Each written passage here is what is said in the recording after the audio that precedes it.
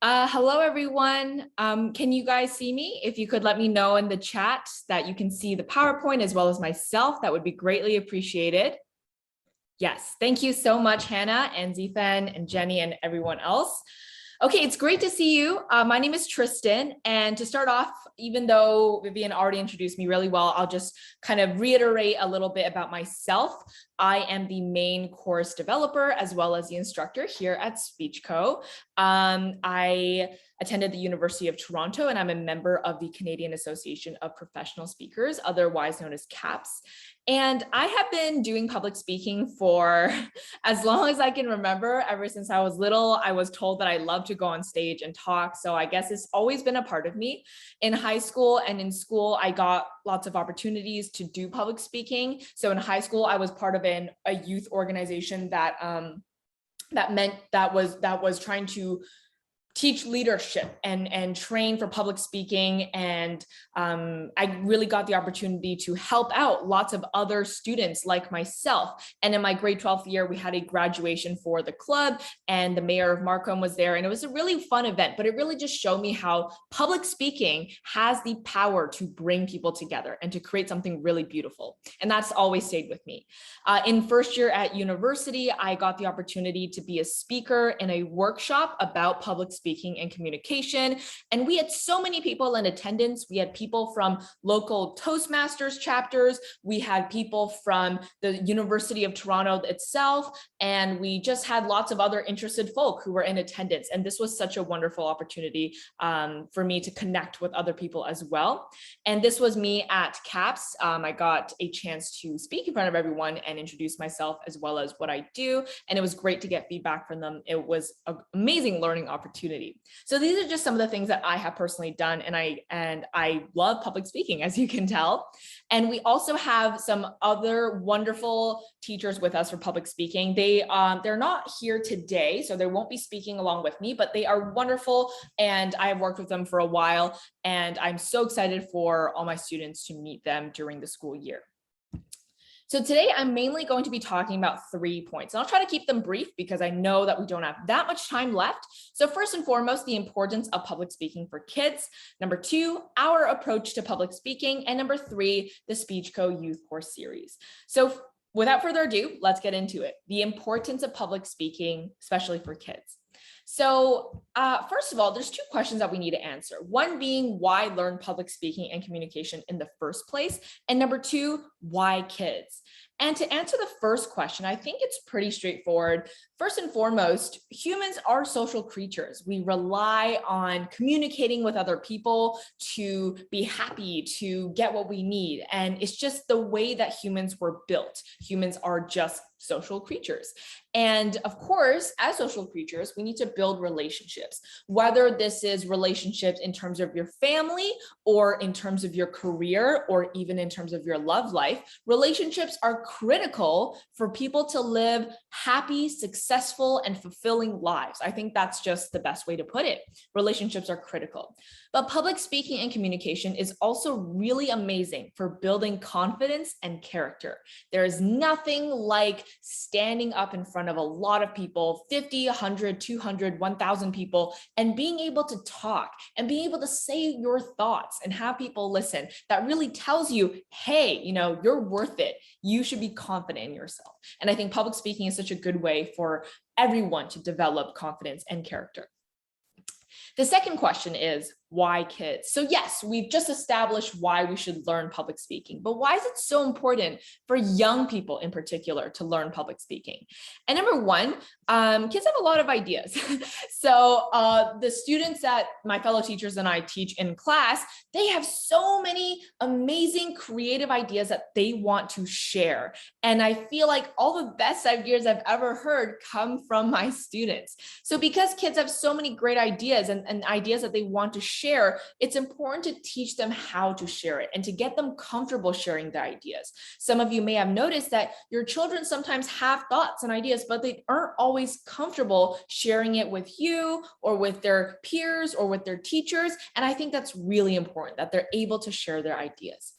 Another thing is expressing needs, right? As young kids grow up, they have different needs and wants, right? Whether it's a video game or whether it's needing to talk to you about something really important. Everybody has needs, and being able to express needs is critical because that's how you're able to advocate for yourself, to get what you need at a certain time.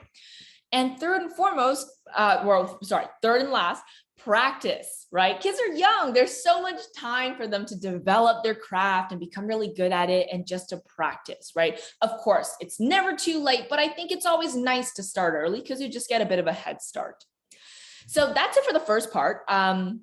But before I move on, I wanted to give you a little bit of an example of why public speaking is actually kind of similar to swimming, right? So that happens in two ways. The first way is, sometimes I meet people who say, I don't think I need to take public speaking because I like talking, right? I enjoy speaking in front of people. And that's amazing. I love it when my students love talking, right? But the example that I draw here is, you might like being in the water, like myself. Every time I go to a lake, I love being in the lake. I don't want to get out of the water to go home, right? But just because I like water doesn't mean I'm good at swimming, right? I'm a terrible swimmer, but I love water. Similarly, you can enjoy talking in front of other people. You can love speaking in front of other people, but that doesn't necessarily mean you know how to make a good speech, right? So that's one example of why public speaking is a little bit similar to swimming. Just because you like it doesn't mean you're good enough to make a very awesome speech. The second way that it's similar is that some people also think public speaking is something that you can just read a book about or take one course on and then you're set for life because you know how to do it forever, like riding a bike. But that's not necessarily true. Even professional swimmers, they have to keep practicing, right? They gotta train every day to stay on top of their craft, right? And same with public speaking. If you don't practice for a while, you do start to lose it a little bit. So you do have to consistently practice. And that's why our courses are designed to go along with students as they get older so that they have a course to take for every grade. And also our courses happen every week during the school year so that there's always opportunities to refresh and practice. Okay. So now I'm going to talk a little bit about our approach to public speaking. So I'll keep this pretty simple, but we like to think of a public speaker as a tree. For a tree, there is a part that we can see, but there is a part that we can't see, right? So we have the roots that are underground that we cannot see. But the roots are just as important, if not more important, than the part above ground, right? I'm pretty sure we can all agree on that. So we like to think of the stuff that we can see, the part above ground, as the presentation. So if the tree is a speaker, the part that we can see is the presentation, and the part that we can't see are the supporting qualities of that person, right? So if we break it down even further, for the presentation, we can have the content, the things that we say. So right now I have content that I'm trying to get across to you. These are the things that I'm saying. But we also have these skills and techniques. So I'm also utilizing different techniques to get my message across, including using a PowerPoint. This is part of my technique to deliver my message, right? So this is the part that we can see. But what we can't see are the supporting qualities, such as character, which includes confidence, right? Being confident in yourself and being courageous enough to speak in front of a large audience and being okay with that, right? That takes a lot of character. Also health. This is something we don't think about a lot, but if we want to be able to persuade a lot of people, it requires us to have a lot of charisma and energy. And sometimes if we are both physically and mentally healthy, it is easier to exude that kind of charisma. The last thing is literacy. And this ties back to what Dr. Bain was talking about. But in order to be really good at public speaking, you do need to have somewhat of a foundation in writing because you should have good vocabulary. You should be able to write fairly well. And that's why we have both public speaking and writing because they go so well together. So some of the ways that we kind of teach both of these parts, the visible and invisible parts in class, include, we have lessons on persuasive speeches, interview skills, improving description, storytelling, presenting with PowerPoints like I'm doing right now, speech structure, debate, argumentation, techniques for effective delivery, and so on and so forth. There's so many things that we teach in terms of the actual content and the skills and techniques for delivering the speech, the part that we can see. But for the part underground, you might be a little curious. We have a lot of things for that too. We cover what is confidence, right? How do we deal with negative emotions? We cover anger, sadness, embarrassment, so many things, because as kids grow up, they deal with negative emotions, but how can we deal with them in a healthy and productive way? Another thing that I mentioned earlier is expressing needs and desires, right? We also teach a lot of like people skills and how to talk to strangers and so much more. There's so many things that we cover in this course that I'm really excited to share with my students in September. So yeah, that about sums up our approach here. We like to think of the public speaker as a tree, and all those components that I talked about before are helping to build this tree and make it really strong. Okay, so now last but not least, I'm going to introduce our course series a little bit. So we have 7 different levels. We have levels 1, 2, 3, 4, level 5, high school level 1, and high school level 2. So these roughly do correspond to certain grades. So for example, level 1 is typically for students in grade 3 to 4. Level 2 is usually for students in grade 4 to 5. Level 3 is 5 to 6, so on and so forth. And high school level 1 and 2 are a little bit different. We can have students in both grades, in all grades in those 2 courses, as long as they're in high school. But it depends a bit more. So we'll explain that later if anyone has specific questions, but we have 7 levels that we offer. And we have been so fortunate to get a lot of positive feedback from our students. This is a student named Sophia. She's in grade 9. She said, at first, I was honestly skeptical about joining public speaking class because I thought that it wasn't a skill that I had to learn. But after being in this class for a few years, I realized that it has helped me tons. I've always been a shy person, but by being pushed out of my comfort zone in this class, little by little, I have become astronomically more confident talking to teachers and speaking up at school.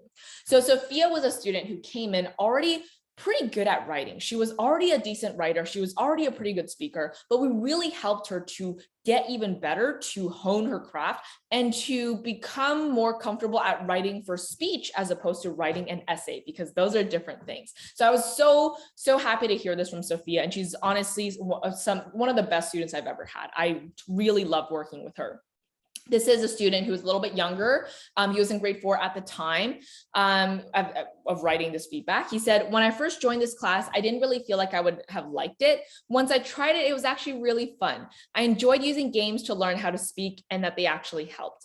I also enjoyed that we used a big TV with a slideshow to learn in class.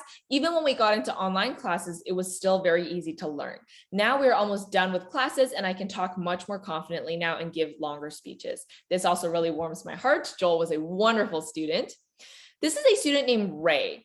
Ray came to us when he was in grade 6, and now I think he's going into grade 10. So he's been with us for quite a while. This is the feedback that he gave in when he was still, earlier on at our school. So he said, before I came to this class, I thought it was going to be a boring old public speaking class like the ones I've been at before. When I came, the teacher blew me away with combining life skills, public speaking, and fun activities in just 2 hours. I took a lot from this class, not just public speaking, but also things that are applicable in other areas. So Ray was, in grade 6 when he came, and he looked so young here. And I remember him being in class. He had such a personality. He was so fun. I enjoyed working with him so much, and he just had this quirky personality. And now this was him. I think he had just finished up his 9th grade. This was in June when we had our final presentations. And it's hard to believe now. I haven't seen Ray since the pandemic began, but I hear he's really, really tall now. He's much taller than me now. And that's so shocking because before the pandemic, he was still shorter than me, but people grow fast, and it's so awesome to see how far Ray has come and how much he has grown. This is feedback from a student's father. So Angela is a student who joined us. I think she was in grade 7 at the time that she joined us. Now she's going to almost grade 11, I believe. And she improved so much. And it really blows me away because she came to us in grade 7, very shy. She didn't like talking, she was uncomfortable talking to strangers, didn't speak up a lot in school. Her voice was very quiet in class. But over the years, she has now become so confident in her speaking. You would not recognize her today. She smiles when she talks. Her voice is loud and clear and so confident. This was her in her first year of being here. She looks so young looking back, but this was her in June doing her final presentation speed. She's grown so much, and it's just been so wonderful. Such a pleasure working with Angela. So now I wanted to show you guys a bit of feedback that we get from students. Every single year, at the end of the year, we ask students for feedback through a survey, and we get responses from almost all of our students. And it makes us really happy to see that our students generally feel that our classes are just as good as, if not better than, some of the other classes they have. Not to say that we, teach better things compared to math and science, but just to say that they enjoy it, right? They have fun here. That's what this is really about. And that's what we want to hear from them, that they're enjoying themselves while learning. And we also ask them lots of other questions. They really enjoy our teaching staff.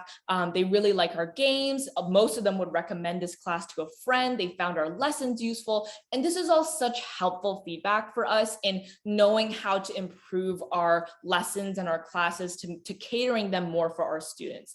They also write a lot of personalized feedback for us. And if you see people writing Blue Kit, this was a game that was suggested to us by a younger student. And it's not just any game, it's a game that helps with learning. And the students have loved it. They always ask to play it. We get to customize it to class. So it's really like learning while playing while learning. So it's been a useful tool for us, especially during online learning, but we always read every single piece of feedback the students give. And it's always very heartwarming to see what they thought of our class and how we can improve.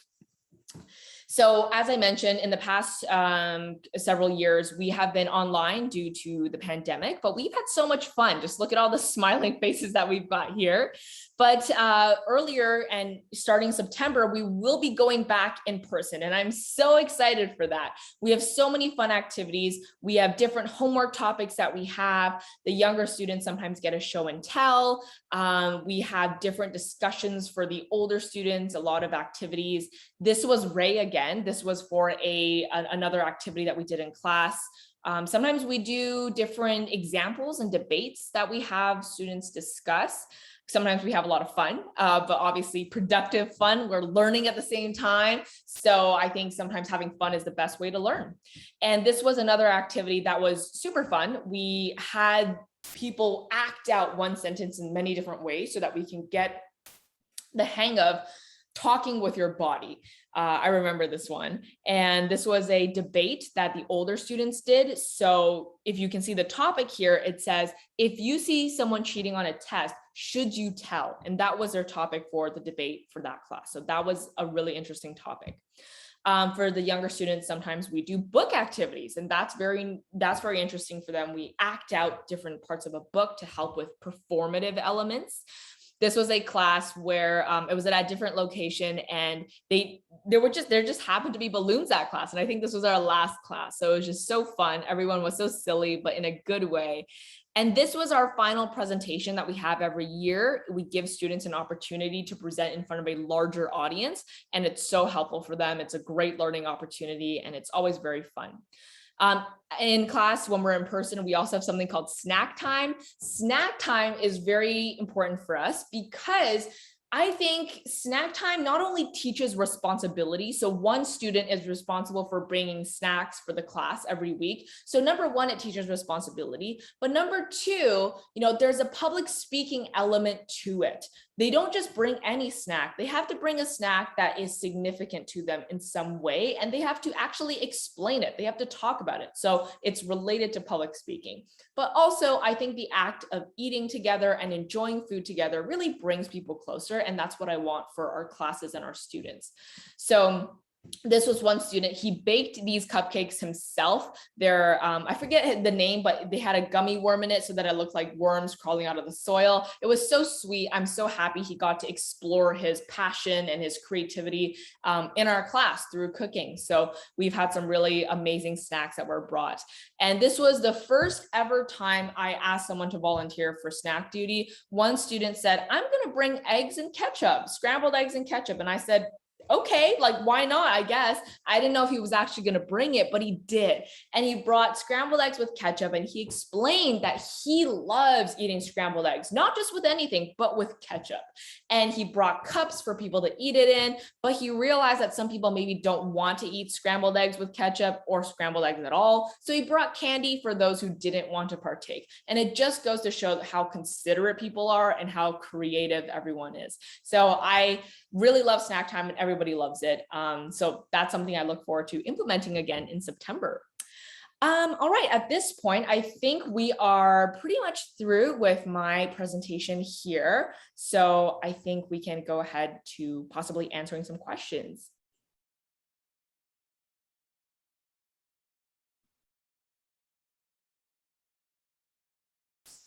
I think we go to next step now. Okay, did you need to share your presentation? Yes. Okay. But not yet, not yet. OK， 非常感谢2位老师的精彩分享哈。我觉得通过这位老师的分享，我想各位家长呢，可能对培养孩子的演讲和写作能力有一点提示，就是启发吧和思考哈。道宝国际呢是在23年一直致力于青少年或者成人的演讲和沟通的培训。我们的这个集团创始人黄九妮老师呢，他在1999年在北京创办了中国第一所当众讲话培训学校。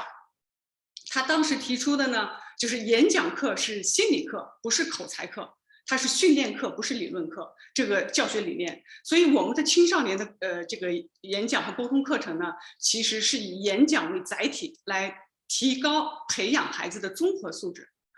所以刚才像 Tristen 老师提到的，我们的青少年的课程呢，其实含3个大部分，一个是演讲能力，另外一个是心理素质，还有一个是沟通能力，人际沟通能力哈，这是我们3块。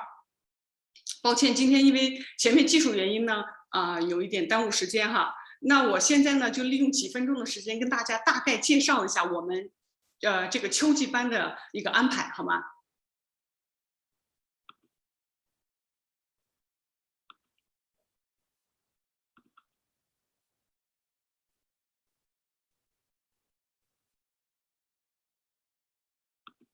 好的，这一页大家能看到我的 share，right？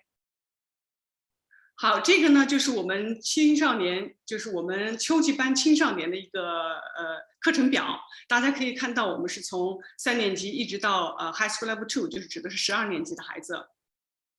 我们呢是7个级别的课程，大概呢是这个样子，就是我们呢是一个3到12年级是全学年的一个课程。是学年制的，你比如说现在咱们开学之后呢是2022年到2023年度，我们呢是9月6号，周2的班级呢是9月6号开学，一直到来年2023年的6月18号，我们整个学期结束，总共是32次课，每周1次课，这样呢就是我们一般分为上半学期和下半学期，中间有1个礼拜的休息。上半学期呢，我们是2022年的9月6号开学，到2023年的1月22号，咱们上半学期结束。结束之后呢，我们休息1周，接着呢，下半学期2023年的2月1号开课，一直到来年就是2023年6月18号，16周，我们就是整个学年结束。我们每年的结束之后呢，我们所有的学生会有一个大的 presentation， 演讲班都会有一个大的 presentation。我们的课时是这样的。就3到4年级和4到5年级，我们叫做 Level 1、Level 2， 这2个课呢，就是孩子们会小一点，我们呢时间呢是1个半小时，其余的班级5到6年级以上呢，就是 Level 3以上呢，我们都是2个小时的课程，到宝呢，我们所有的就是在我们的课程呢，在所有的公共假期都会休息，所以孩子们有时间可以休息一下哈，另外呢，我就跟大家讲一下我们这个课程形式。